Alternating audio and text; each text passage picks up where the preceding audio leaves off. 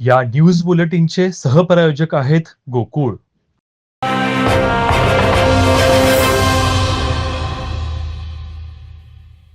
राधानगरी तालुक्यातील पश्चिम भागात गेले 45 दिवस बंद असलेली एसटी वाहतूक आता पूर्ववत सुरू झाली आहे.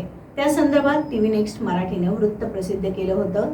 त्याची दखल घेऊन एसटी महामंडळानं वाहतूक सुरू केली आहे.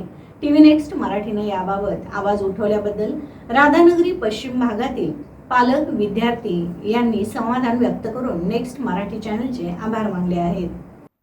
राधानगरी ते दाजीपूर रस्ता दुरुस्तीसाठी कोल्हापूरच्या जिल्हाधिकाऱ्यांनी 10 मार्चपासून 45 दिवस रस्ता वाहतुकीसाठी बंद करण्याचा निर्णय घेतला होता. याबाबत सार्वजनिक बांधकाम खाते, पोलीस स्टेशन, तहसीलदार, एसटी महामंडळ या 4 खात्यांना जिल्हाधिकाऱ्यांनी आदेशासह सूचना केल्या होत्या. पश्चिम भागातील विद्यार्थी शाळेसाठी आणि पालक तालुक्याच्या ठिकाणी कामासाठी येत असतात.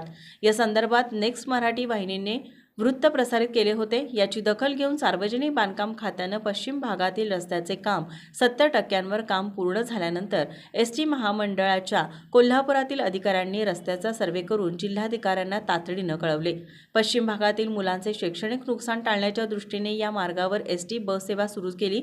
याबाबत एसटी महामंडळ बांधकाम खाते, टीव्ही नेक्स्ट मराठी चॅनलचे पश्चिम भागातील कार्यकर्ते हसनेगावचे बाळासाहेब सावंत यांनी आभार मानले आहेत.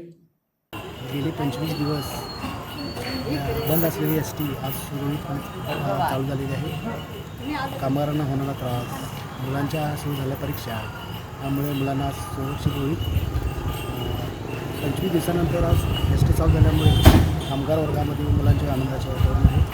आणि आज एस टी चालू झाल्यामुळे एस